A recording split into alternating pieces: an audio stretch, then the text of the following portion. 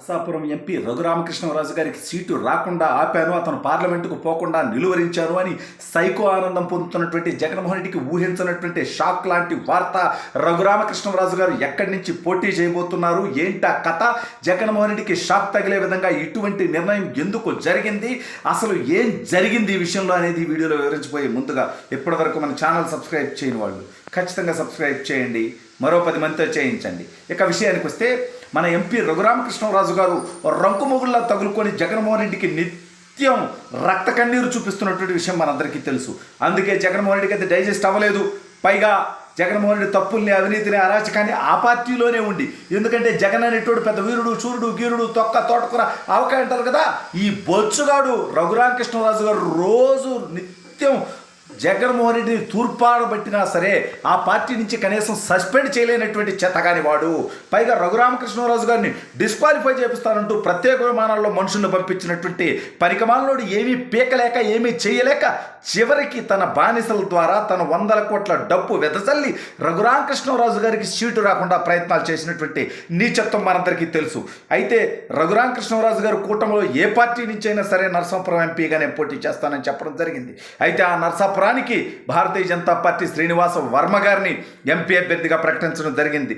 దాంతో YCP paid dogs, Paytm dogs, Jaganmohan Reddy Tadepalli కోటలో ఉన్నటువంటి జగన్ భజన పరులు ఇక రఘురామకృష్ణరాజు పని అయిపోయింది. ఇక చట్టసభలోకి అడుగు పెట్టలేడు, మనం అనుకున్నది సాధించాం అంటే ఒక్క వ్యక్తి జగన్మోహన్ రెడ్డి దగ్గర 22 మంది లోక్సభ ఎంపీలు గెలిచారు, రాజ్యసభ ఎంపీలు మొత్తం వాళ్ళే ఉన్నారు ఇప్పుడు 11. ఇంతమంది ఉన్నప్పటికీ ఒక ఎంపీకి అతన్ని పార్లమెంటులో లేకుండా చేయాలని చెప్పి జగన్మోహన్ రెడ్డి పోరాటం చేశాడంటే ఆ ఎంపీ జగన్మోహన్ రెడ్డికి ఎన్ని నిద్రలేని రాత్రులు కల్పించుంటే, జగన్మోహన్ రెడ్డికి ఎంత గట్టిగా దించి ఉంటే జగన్మోహన్ రెడ్డి ఆ ఎంపీని సహించలేక భరించలేక ఈ స్థితికి దిగజారిపోయాడు. అయితే ఆ ఎంపీ నిజంగా ఆంధ్రప్రదేశ్ రాష్ట్రంలో గత 5 సంవత్సరాలుగా ఎంతటి పోరాటం చేశాడంటే ప్రజల తరపున ఏ సమస్య వచ్చినా వృద్ధులు, మహిళలు, వెనకబడినటువంటి వర్గాలు, ఎస్సీ, ఎస్టీ, బీసీలు, ఉద్యోగస్తులు, యువకులు, మహిళలకి ప్రతి ఒక్కరి కోసం కూడా అతను పోరాటం చేశాడు, ప్రశ్నించాడు, జగన్మోహన్ రెడ్డి తప్పుల్ని ఎత్తి చూపాడు, ప్రజల్ని ఎడ్యుకేట్ చేశాడు. అయితే అటువంటి వ్యక్తి చట్టసభలో ఉండాల్సిందే అనేటువంటి నిర్ణయానికి తెలుగుదేశం పార్టీ అధినేత చంద్రబాబు నాయుడు గారు రావడం జరిగింది. అందుకే రఘురామకృష్ణరాజు గారు చివరగా తెలుగుదేశం పార్టీలో జాయిన్ అవటం జరిగింది. ఖచ్చితంగా అతను పోటీ చేయబోతా ఉన్నాడు. అయితే దానికి ఎక్కడ నరసాపురం ఎంపీయా, ఉండి ఎమ్మెల్యేనా, విజయనగరం ఎంపీయా, రకరకాల స్పెక్యులేషన్స్ రావడం జరిగింది. అయితే ఉండి ఎమ్మెల్యేగా రఘురామకృష్ణరాజు గారు పోటీ చేస్తారని అక్కడ ఉన్నటువంటి రామరాజు గారు కన్విన్స్ అవుతారని అనుకున్నారు. అయినప్పటికీ దాని మీద పూర్తి స్థాయి నిర్ణయం జరగల.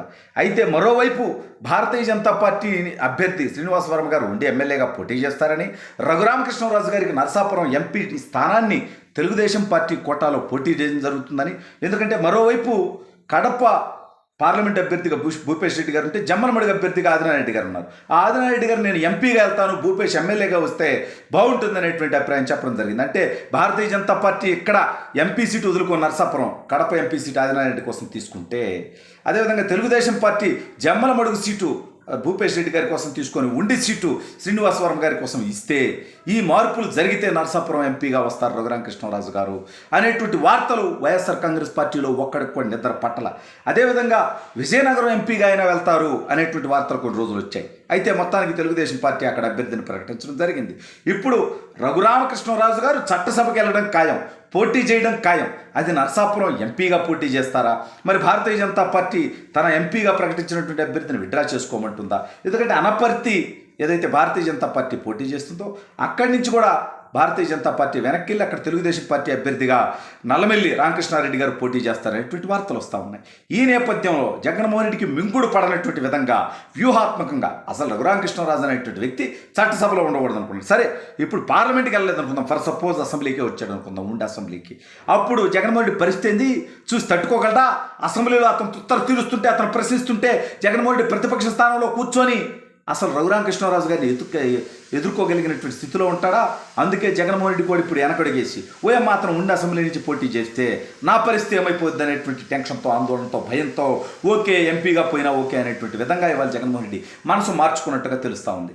అయితే రఘురామకృష్ణరాజు గారు నరసాపురం ఎంపీగా పోటీ చేస్తారా, ఉండి ఎమ్మెల్యేగా పోటీ చేస్తారా, లేదా ఇంకెక్కడి నుంచైనా తెలుగుదేశం పార్టీ అధిష్టానం ఆయనకు అవకాశం ఇస్తుందా అనేది కేవలం 2-3 రోజుల్లో తేలిపోబోతోంది. ఎందుకంటే నామినేషన్ల ఘట్టం ప్రారంభమవబోతోంది.